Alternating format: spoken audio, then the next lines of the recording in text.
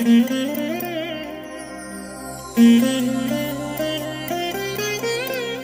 దినం పరము నుండి దిగివచ్చు మాట. ఇది నీ జీవితానికి వెలుగుల బాట. నీ ఒడిలో ఉంచబడిన దీవెనల మూట, అద్భుతాల ఆనంద ఊట. సెప్టెంబర్ 24 సంవత్సరమంతా మీరు బైబిల్ చదివి ముగించడానికి ఈరోజు మీరు చదవలసిన లేఖన భాగం ఉదయం పరమగీతము 4 మరియు 5 అధ్యాయములు, సాయంత్రం గలతీలకు రాసిన పత్రిక 3వ అధ్యాయము. ప్రియమైన దేవుని బిడ్డారా, ఈ ఉదయకాల సమయంలో ప్రభు యొక్క కృప మిమ్మలను ఆవరించునుగాక. మీరు యాకోబు యొక్క బలిష్ఠుడైన దేవుని హస్తములలో ఉన్నారు. ఆయన మీ వెంట నడుచుచున్నారు. ఆయన మీ ముందున్నారు. ఆయన మీ ప్రక్కన ఉన్నారు. ఆయన మీ పైన ఉన్నారు. ఆయన మీ క్రింద ఉన్నారు. ఆయన మీలో ఉన్నాడు. ఎంత అద్భుతమైనటువంటి సామీప్యం, ఎంత గొప్ప సంబంధం. ఒక తల్లి, తండ్రి, అక్క, చెల్లి, తమ్ముడు, స్నేహితుడు, ఇరుగు పొరుగు వారు ఎవరైనా మనకి ఇలా ఉండగలరా? అలాగ ఎవరు ఉండలేరు. కానీ మెసొపొతేమియాలో అబ్రహాముకు ప్రత్యక్షమైన ఆ మహిమగల దేవుడు మీకు ఇలా ఉండగలడు. మిమ్మల్ని అద్భుతంగా రూపాంతరపరచగలడు.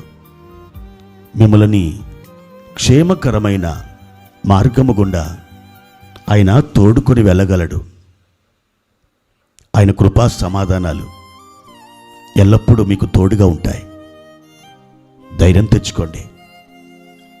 ప్రభు కృపలో మీరు నాటబడండి. ఈ ఉదయకాల సమయంలో ప్రభువారు మనకిచ్చినటువంటి ఒక వాక్య భాగాన్ని చదువుకుందాం. 20వ కీర్తన 7వ వచనం. కొందరు రథములను బట్టి, కొందరు గుర్రములను బట్టి అతిశయపడుదురు. మనమైతే మన దేవుడైన యెహోవా నామమును బట్టి అతిశయపడుదము.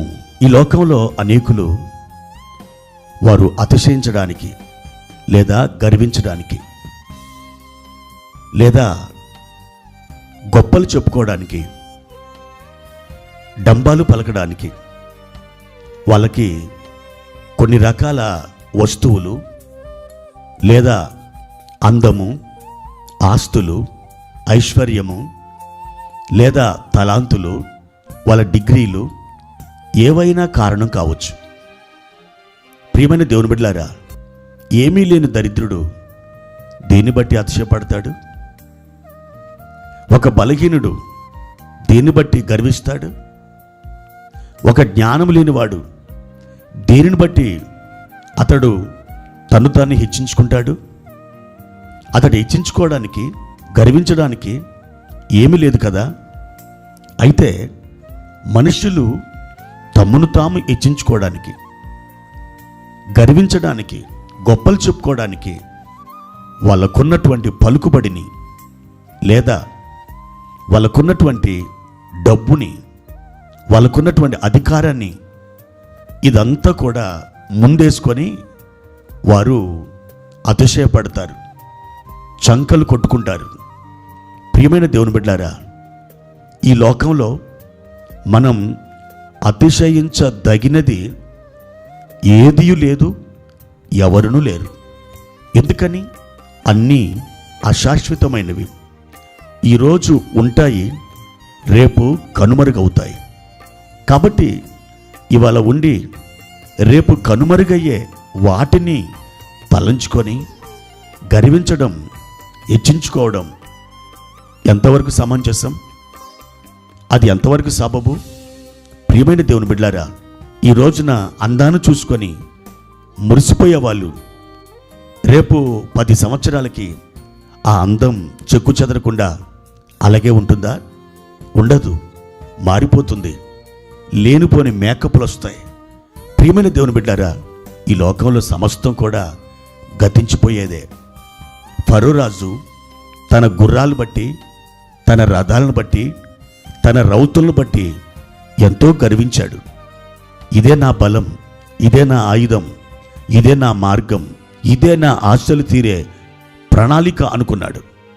అయితే దేవుని బిడ్డలారా, దేనిని బట్టి అతడు గర్వించాడో అది ఎర్ర సముద్రంలో మునిగిపోయింది, నాశనమైపోయింది. అతడు దేన్ని బట్టి గర్వించాడో అది కానీ లేకుండా పోయింది. అయితే ఇశ్రాయేలు ప్రజలకు గర్వించడానికి రథములు లేవు, గుర్రములు లేవు, రౌతులు లేరు. అయితే ప్రియమైన దేవుని బిడ్డారా, వారు అతిశయించడానికి, ధైర్యముతో ముందుకు సాగి వెళ్ళడానికి ఒకే ఒక కారణం ఉంది. ఆ ఒక కారణం మరేమిటో కాదు, సర్వశక్తిమంతుడైన దేవుడు. ఆ దేవుని బట్టి ఎవరైతే అతిశయపడతారో, ఆ దేవుని బట్టి ఎవరైతే ఆనందిస్తారో, ఆ దేవుని బట్టి ఎవరైతే ఆదరణ పొందుతారో, ధైర్యముగా నిబ్బరముగా ఉంటారో, నా ప్రియమైన దేవుని బిడ్డారా, గొప్ప జయాలు వారు చూడగలుగుతారు. ప్రియ సహోదరి సహోదరుడా, ఒక ప్రశ్న అడగనా? మీరు దేనిని బట్టి, ఎవరిని బట్టి గర్విస్తున్నారు?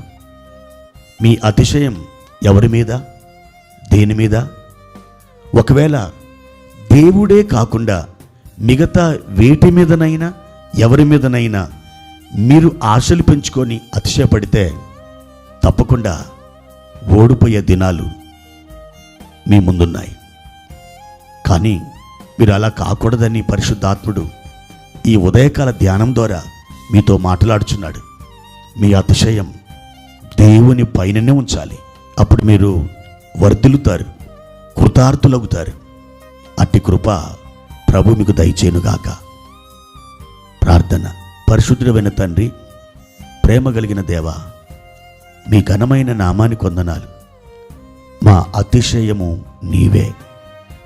నిన్ను బట్టి మేము అతిశయపడుతున్నాం. మా తండ్రి, మా ప్రభువా, కృప వెంబడి కృప దయచేయండి. గుర్రములు, రథములు, రౌతులు కాదు, మీరే మా అతిశయం. మీరుంటే మాకు చాలు, మీ కృప మాకు చాలు. మా నాయన, ఈ జీవన యాత్రలో మిమ్మల్ని బట్టి మేము అతిశయపడుతున్నాం. మీరే మాకు తోడై అద్భుతమైన గొప్ప కార్యములను మా జీవితములలో, కుటుంబములలో జరిగించుమని యేసు నామమున అడుగుచున్నాను తండ్రి. ఆమెన్.